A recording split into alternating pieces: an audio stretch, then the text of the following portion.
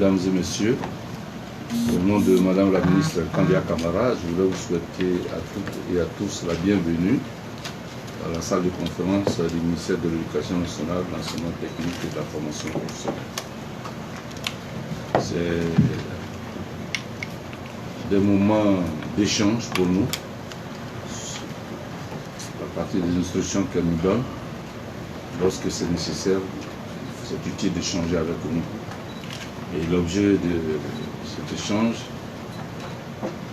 est basé surtout sur les fraudes à la session du BEPC 2019. Certains d'entre vous ont déjà quelques informations, mais pour nous, il est utile encore d'insister sur certains faits. Et ce sera l'occasion aussi de prévenir pour les examens futurs aussi, si ce qui pourra compte d'éventuels fraudeurs. Je voudrais tout simplement vous dire que les actes de fraude qui ont été enregistrés aux différentes sections du BEPC 2019 et surtout avec les examens à grand tirage constituent une préoccupation majeure pour le ministère de l'Éducation nationale, de l'enseignement technique et de la formation professionnelle. Cette situation, nous pouvons dire, est favorisée par le mauvais usage des outils de communication, notamment le téléphone portable et autres supports numériques. Au regard donc de cet état de choses, Madame la ministre de l'Éducation nationale, Madame Kandia Camara, qui est ministre de l'Éducation nationale, de l'enseignement technique et de la formation professionnelle, a renforcé le dispositif de lutte contre la fraude à partir des textes, notamment l'arrêté numéro 0074/Menet-FP/DECO du 6 avril 2018. Et cet arrêté porte sur l'interdiction de support de communication numérique dans les centres pendant les examens et le concours relevant de son ministère. Nous pouvons dire aussi que cet arrêté vient renforcer un autre arrêté interministériel qui a été signé par au moins 5 ministres à l'époque. C'est le ministre de l'Éducation nationale elle-même, le ministre de l'Enseignement supérieur et de la recherche scientifique de l'époque, Monsieur le ministre de la Culture et de la Francophonie, et Monsieur le ministre de la Fonction publique et de la Réforme administrative à l'époque, c'est-à-dire c'était le 26 juillet 2011. Ce même arrêté, qui a été modifié, vient lui-même d'un autre arrêté qui avait été signé aussi par 3 autres ministres. Ceci pour vous montrer la volonté manifeste de lutter contre la fraude.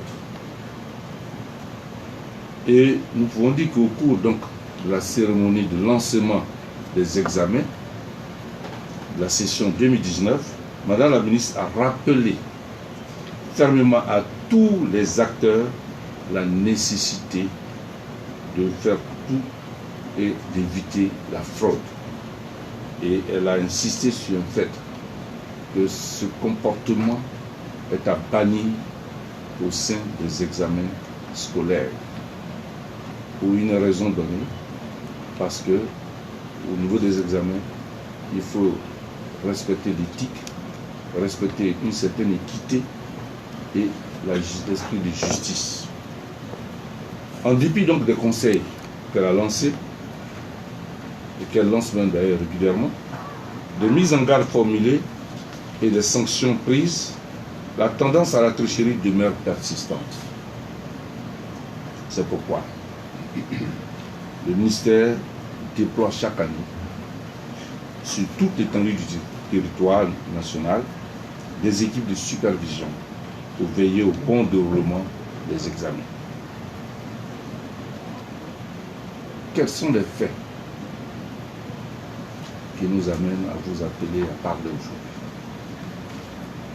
Les missions de supervision à l'examen du BEPC de la session 2019 ont permis d'appréhender un certain nombre de fraudeurs, tant au niveau des candidats, des enseignants, que de tiers qui, en réseau ou de manière isolée, ont contrevenu aux prescriptions en vigueur.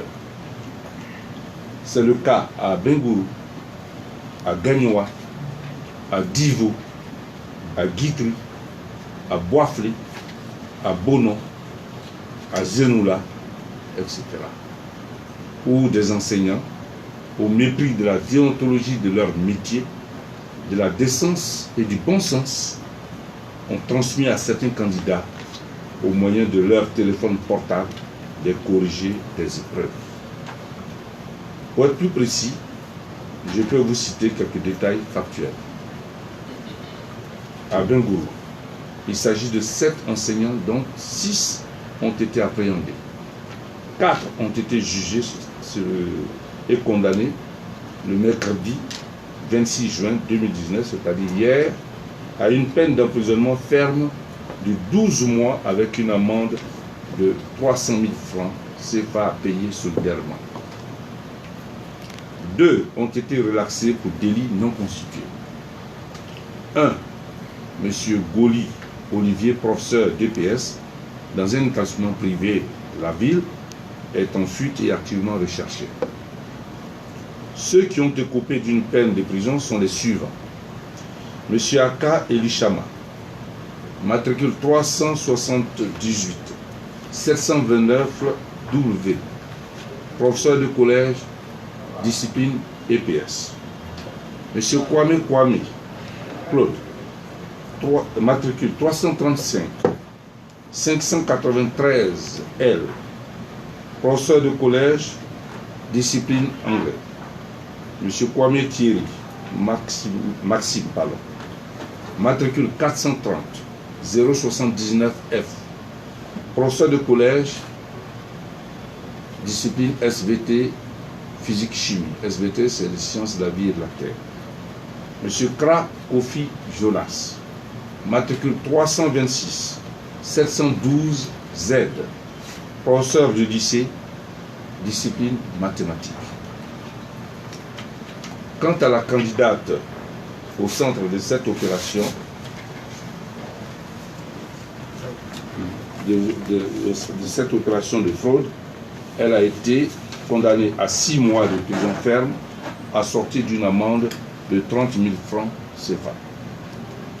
À Divo et à Guitry, 4 enseignants ont été identifiés grâce au téléphone portable des candidats destinataires des corrigés des épreuves qu'ils ont transmis.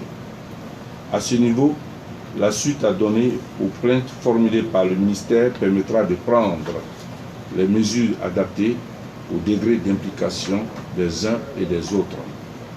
Il est bon de signaler que déjà à Guitry, M.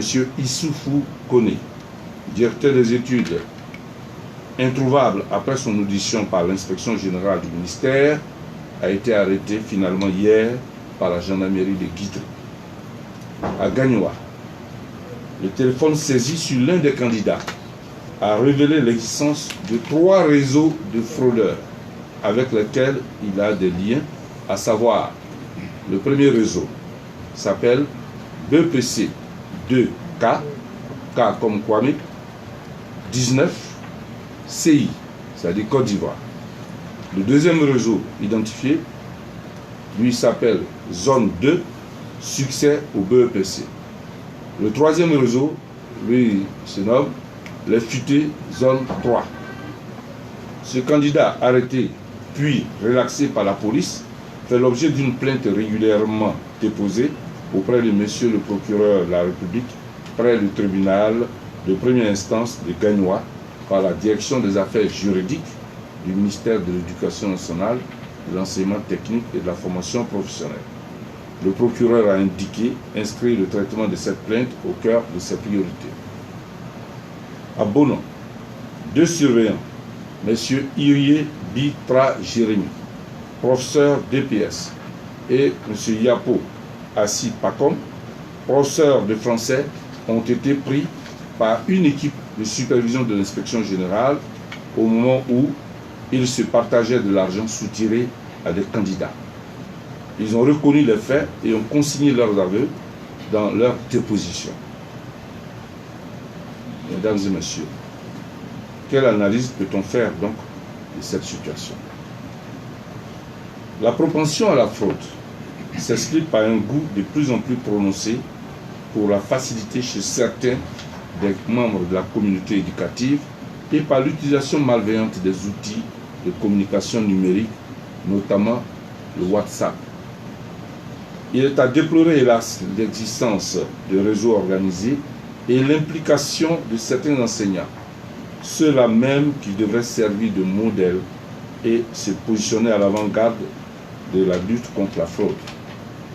Toutes choses qui vont à l'encontre du thème de l'année scolaire, à savoir civisme et engagement de tous pour une école de qualité. Face à la gravité de ces actes de fraude, toutes les dispositions sont prises par le ministère de l'Éducation nationale en collaboration avec les autorités policières et judiciaires pour rechercher, identifier et sanctionner les acteurs concernés, comme en témoignent les exemples d'Abengourou et de Guitry.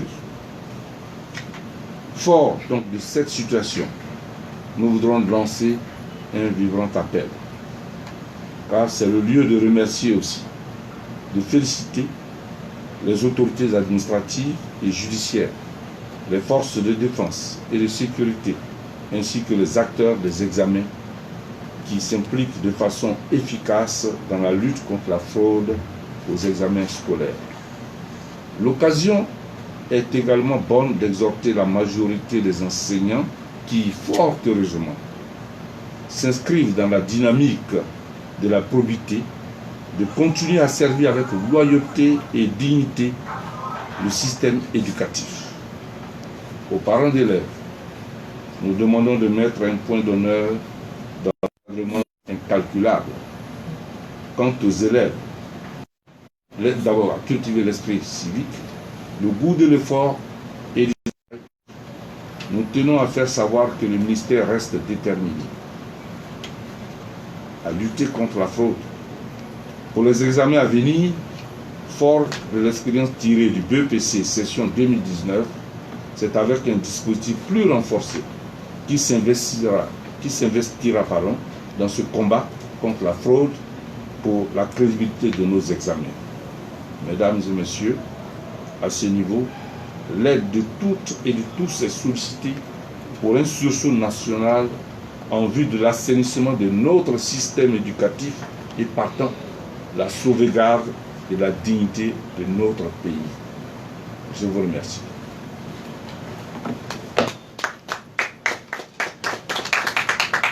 Je sais que c'est triste, mais c'est utile.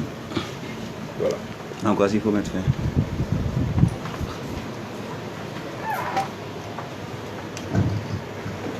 Merci, Monsieur l'inspecteur général, coordinateur général.